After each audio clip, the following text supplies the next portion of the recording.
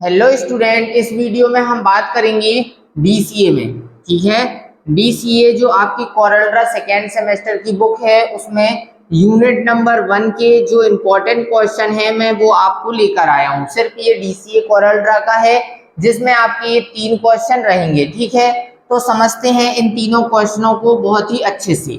सबसे पहले पहला क्वेश्चन है मल्टीमीडिया में चित्रों का क्या महत्व है।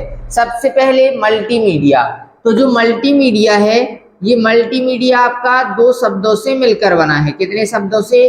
दो शब्दों से, मल्टी प्लस मीडिया, जिसमें मल्टी का मतलब क्या होता है? अनेक होता है, और मीडिया का मतलब होता है जानकारी पहुंचाने का तरीका। क्या होता है?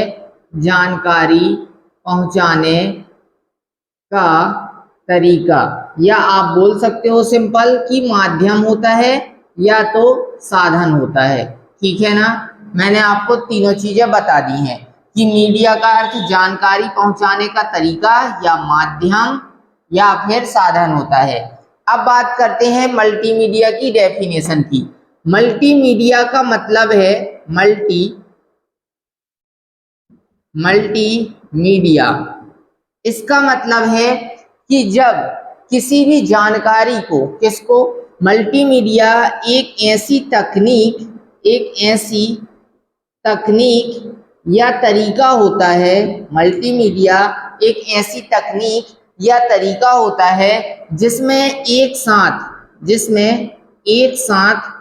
टेक्स्ट, इसी के साथ साथ image, text, image, audio, video, animation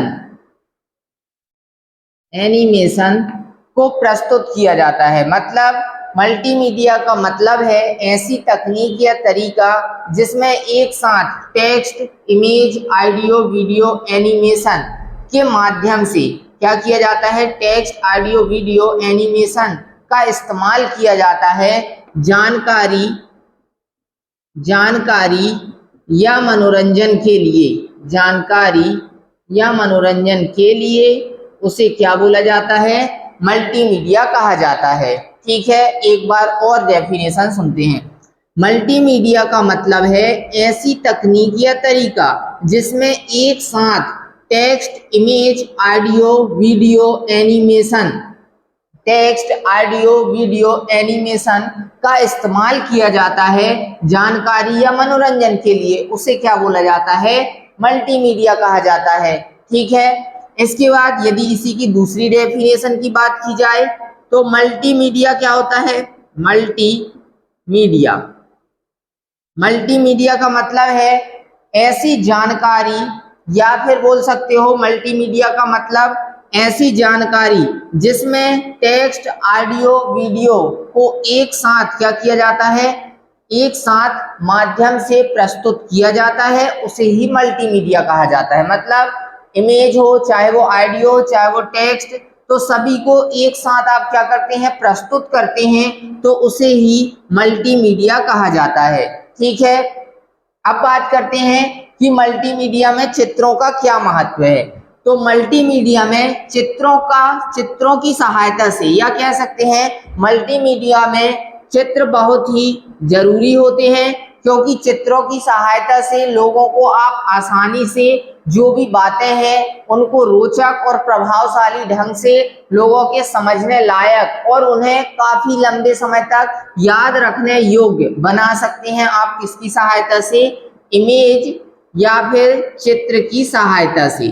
ठीक है ना, मल्टीमीडिया में आप लोगों को आसानी से बहुत लंबे समय तक समझने लायक बात को या याद रखने लायक आप बना सकते हैं किसकी सहायता से? चित्र की सहायता से। अब मल्टीमीडिया में जैसे एग्जाम्पल, आप टेक्स्ट लिखते हैं तो टेक्स्ट के साथ साथ यदि आप चित्र का भी उपयोग करते हैं तो लोगों को वो बात आसानी से समझ में आ जाती है और लंबे समय तक उनको याद भी रहती है। जैसे पढ़ाई कराते समय, जैसे कोई व्यक्ति या शिक्षक पढ़ाई कराते हैं तो यहाँ पे यदि किसी चित्र को, जैसे यहाँ पे मैंने हार्ट मतलब हृदय का चित्र बनाया, अब हृदय का चित्र भी बना है और यहाँ पे आप टेक्स्ट मतलब कंटेंट के द्वारा बता भी रहे हैं तो लोगों को आसानी से समझ में भी आएगा और बहुत लंबे समय तक याद भी रहता है, ठीक है ना। तो ये होता है मल्टीमीडिया में क्या, चित्रों का महत्व। ठीक, अब इसमें और भी जैसे महत्व की बात की जाए तो सबसे पहले ध्यान खींचते हैं, मतलब कि ध्यान खींचते हैं का मतलब है, आप ये पॉइंट लिख लेना। पहला पॉइंट रहेगा ध्यान खींचते हैं, दूसरा समझने में सहायक, समझने में सहायक, इसके बाद याद रखने योग्य, याद रखने योग्य, और इसके बाद अगला पॉइंट लिख लेना, बिना किसी बिना भाषा के समझ आना, भाषा के समझ आना। ये 4 पॉइंट हैं। इनका मतलब है, ध्यान खींचते हैं का मतलब है चित्र की सहायता से आपका जो कंटेंट होता है तो उसमें लोग जल्दी ध्यान क्या करते हैं, देते हैं और उनको जल्द ही समझ में आ जाता है, जैसा कि मैंने अभी आपको बताया। अब समझने में सहायक होते हैं, जो चित्र होता है उस चित्र की सहायता से लोगों को बात जो होती है वो अधिक लंबे समय तक याद भी रहती है और आसानी से समझ में भी आ जाती है। ठीक, इसके बाद याद रखने योग्य, वही मैंने बताया कि लंबे समय तक क्या रहती हैं, बातें याद रहती हैं लोगों को। इसके बाद बिना भाषा के समझ आना, अब आप चित्र की सहायता से समझा रहे हैं तो चाहे वो लैंग्वेज मतलब भाषा किसी भी प्रकार की हो, लेकिन आपने चित्र का उपयोग किया है समझाते समय तो वो आसानी से समझ में आता है। ठीक है, इसके बाद बात करते हैं नेक्स्ट क्वेश्चन की। नेक्स्ट क्वेश्चन है आपका, डिजिटल चित्रों के क्या गुण हैं। सबसे पहले डिजिटल चित्र क्या होता है, मतलब कि बोला जाए कि डिजिटल इमेज, तो डिजिटल इमेज आपकी वह इमेज या तस्वीर होती है जो कंप्यूटर में बनाई जाती है। किसमें, जो कंप्यूटर में बनाई जाती है, अर्थात जो छोटे छोटे डॉट्स, डॉट्स मतलब पिक्सल से मिलकर बनी होती है, उसे ही क्या बोला जाता है, आपको डिजिटल चित्र कहा जाता है। ठीक है, डिजिटल इमेज वह इमेज या वह तस्वीर होती है जो कंप्यूटर में बनी होती है और जिसे छोटे छोटे डॉट्स या पिक्सल से मिलकर बनी होती है, वही आपकी क्या कहलाती है, डिजिटल इमेज कहलाती है। ठीक है, अब पिक्सल, इसमें क्या होते हैं, डिजिटल चित्र के कई गुण भी होते हैं, जैसे पिक्सल से मिलकर बनी होती है, पिक्सल से मिलकर बनी होती है, मतलब कि जो आपकी डिजिटल इमेज होती है या डिजिटल चित्र होता है वह आपकी पिक्सल से मिलकर बनी होती है। अब पिक्सल जो होते हैं वो छोटे छोटे क्या होते हैं, आपके डॉट्स होते हैं। यदि किसी इमेज में जितने अधिक पिक्सल होते हैं, यदि किसी इमेज में जितने अधिक पिक्सल होते हैं उस पिक्चर की स्पष्टता और भी अधिक होती है, मतलब और भी अच्छी होती है, और भी शुद्ध और साफ तरीके से आपको प्रस्तुत होती है, जितने ज्यादा पिक्चर में क्या होते हैं, पिक्सल होते हैं। ठीक है, इसके बाद इसी में बात की जाए तो इसी में आपका आ जाएगा क्या, आकार। तो पिक्चर का जो आकार होता है वो विड्थ और हाइट में किस में मापा जाता है, पिक्सल में ही होता है। ठीक है, विड्थ और हाइट में, तो वो भी आपका क्या कहलाता है, आकार जो होती है वो चौड़ाई और लंबाई में ही पिक्सल में होती है। तो जितने अधिक पिक्सल होंगे वो सब आपकी क्या कहलाती है, पिक्चर में उतनी ही अधिक शुद्धता होती है। ठीक है, इसके बाद इसी में अगला आएगा आपका कलर। कलर मतलब जो पिक्सल होते हैं वो अनेकों कलर, मतलब एक इमेज कितने कलरों को क्या करती है, प्रदर्शित करती है, वो आपकी क्या कहलाती है, इमेज या डिजिटल चित्र के गुण कहलाते हैं। ठीक है ना। इसके बाद नेक्स्ट क्वेश्चन है आपका, जो लास्ट क्वेश्चन है इस यूनिट का।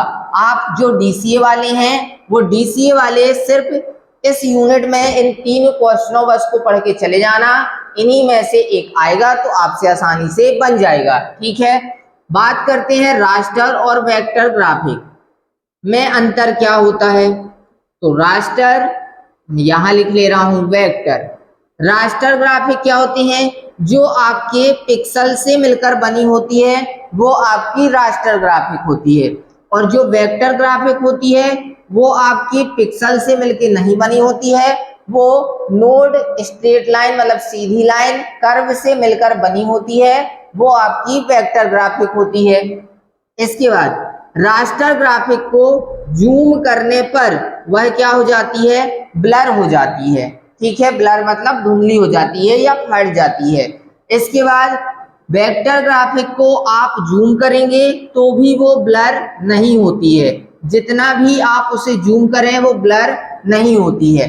ठीक है, रास्टर ग्राफिक का उपयोग पेंटिंग करने के लिए किया जाता है, जबकि वेक्टर ग्राफिक का उपयोग डिजाइन और आइकन आदि को बनाने के लिए या बड़े बड़े डायग्राम या बोला जाए बैनर, पोस्टर, ये सब बनाने के लिए वेक्टर ग्राफिक का उपयोग किया जाता है। तो मैंने आपको इसमें कुछ अंतर बताए। इसके बाद एक और अंतर इसी में समझ लेते हैं। रास्टर ग्राफिक जो फाइलें होती हैं वो अधिक बड़ी होती हैं क्योंकि ये किससे मिलकर बनी होती हैं, पिक्सल से मिलकर बनी होती हैं। इसी कारण से वेक्टर ग्राफिक की जो फाइलें होती हैं वो छोटी होती हैं क्योंकि ये पिक्सल नहीं बल्कि किससे मिलकर बनी होती हैं, नोड से मिलकर बनी होती हैं। ठीक है, तो मैंने आपको इस यूनिट में ये 3 क्वेश्चन बताए, बहुत ही आसान भाषा में आपको ये वीडियो समझ में आ गया होगा। ठीक है, तो मैं इस वीडियो को यहीं फिनिश करता हूं। वीडियो आपको पसंद आए तो वीडियो को लाइक करें और चैनल को सब्सक्राइब करें। धन्यवाद।